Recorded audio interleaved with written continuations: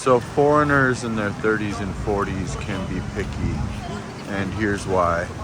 Um, Most people cannot come to the Philippines and live full-time, like really live, until they are 65 or certainly well past 50.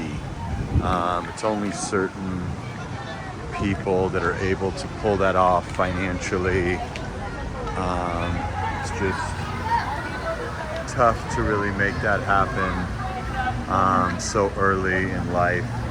Financially, most people have financial obligations, a mortgage, children, multiple mortgages, parents to look after, whatever the case may be. So it's a rarity for a guy that's, late 20s, 30s, 40s, even to move to the Philippines. And in other countries, they will tell you you are old when you, are 45 years old, say, like when I moved here. But as you get older and come to the Philippines, say 45, 46, 47, they will tell you you are young. Because until about a decade ago, nobody was here except military guys and, 66-year-olds and better. So it's sort of a second chance at life, and basically you can be picky because there's not that many guys to replace you. Like, there's guys that can come here for like 6 months if their work puts them here. There are guys that can take 2-week millionaire vacations. There's guys that can,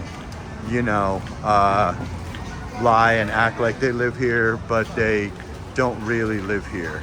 So it's a little bit different when you actually live here like for years. It's just not something that most people can pull off financially unless they're a big YouTuber or they're a stock trader or they're trading Forex or they're a crypto millionaire or something like that. You're probably not going to have the money to live in the Philippines or Southeast Asia permanently. Not for 6 months, not for a year, not for 2 weeks, not to come and get an Airbnb and act like you own the unit or whatever. So I was discussing this with my girl, and basically she knows that foreigners that are like under 50 are able to be a bit more picky than an older guy. And again, this is not a knock on an older guy. I'm like approaching 50. It also depends on how old you look and your fitness and all that good stuff. But as a general rule, a guy in his 30s or 40s that's remotely decent looking, that's not extremely huge, has a bit of sexual marketplace value, and he might be in a better spot than a guy that comes here at 70. So that's just something to keep in mind, that you can qualify for girls that you would never dream of qualifying for in the West. A doctor or an attorney makes, $1,500 to $2,500 a month here. So if you're making that on YouTube or you're making that doing any old thing, you are in the class of the elites or the professionals or whatever. So while a doctor or a lawyer in America might make 160 to start or a couple hundred K a year, that's simply not the case here. There's many attorneys and doctors making 24,000 US dollars a year. So you could be basically broke and in the class of the elites by taking one airplane flight. So it's just a thought, and it's the reason why we can be picky. Now, you don't want to be carried away with yourself, and you still are who you are. If you're lame and you're awkward and you're having a tough time talking to women and stuff, the city girls are probably going to be out of your reach, just for the simple fact that they speak good English, they understand sarcasm, they understand everything. So women can sort of tell like an upwardly mobile social extrovert, or a guy they can smell many other women on, or a guy that's having a dry spell, essentially. If you're having a dry spell, women can smell that in any country. They're not gonna just, automatically assume that you're a Chad because you come here at 30 years old. If you're a lame, you're a lame.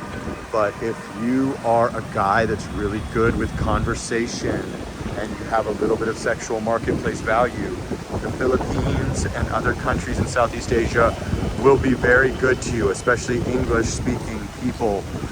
They will understand that, that you are that guy. So it just depends on you, but certainly guys in their 30s, certainly guys in their 40s, especially if, you got some hair left, you're not full gray hair, you're not bald, you're not super heavy, you're socially an extrovert, you're skilled, you're able to flirt with women and make it feel natural, you're able to, not have corny pickup lines and just make it like a very organic interaction.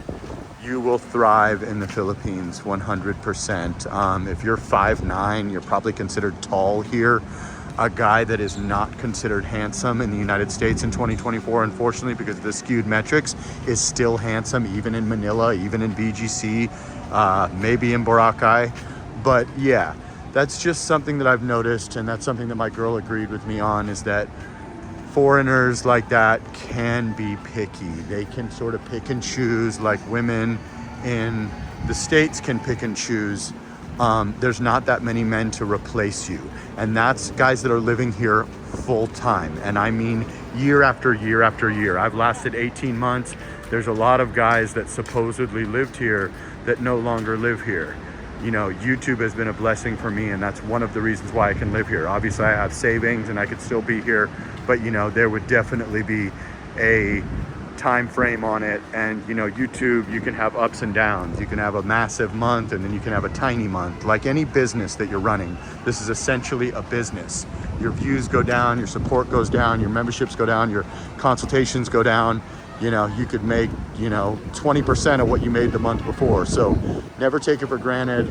I appreciate every single one of you for watching these videos, for watching the live streams, for booking the consultations, for becoming a member, whatever. Definitely don't take it for granted, and it could end at any time, but enjoy the ride if you're one of the chosen few that gets a chance to make a living on YouTube as a guy in his 30s or 40s. It's an absolute blessing, and most people don't think it's super windy out here. Just showing you the Youre Paris Hilton Beach Club here in Parañaque, Manila, Philippines. So the moral of this story is get out here as young as you can. Even if you aren't Mr. Brad Pitt, you can certainly be a couple levels raised out here. And even if you're a guy that's an introvert and you're a bit socially awkward, you can definitely find a girlfriend that would have been way out of your league in the United States. All right, guys. You got a little gym up here for residents only. Got the wave pool right here. I'll show you, and that's about it. The wave pool is not going on right now. It goes on like every 30 minutes or every hour, I think, for like 15 minutes. Kind of a dead day here, but still a beautiful property. Could imagine what this place looked like 10 years ago when Paris opened it. Definitely nice. Got the light glistening off the water here. Beautiful structures, nice rooftops. This is definitely a nice little spot, nice little 3-star, 4-star type of place. All right, guys, like, comment, subscribe, share the video. I go live daily about 9 a.m. I have a membership link in any of the lives, and I do consultations. You can email me about the consultations at jasperinthephilippines@gmail.com if you're planning to move to the Philippines, if you are planning to do a discovery trip, planning to move here, you want to blow up on YouTube, you want to know if your LDR is scamming you, you have interest in BGC, you have interest in Boracay, you have interest in Makati, Cebu. I can definitely help you from, top to bottom, mapping out a little bit of a personalized game plan. I've done it for many people, and I'd be happy to do it for you. All right, guys, send them all.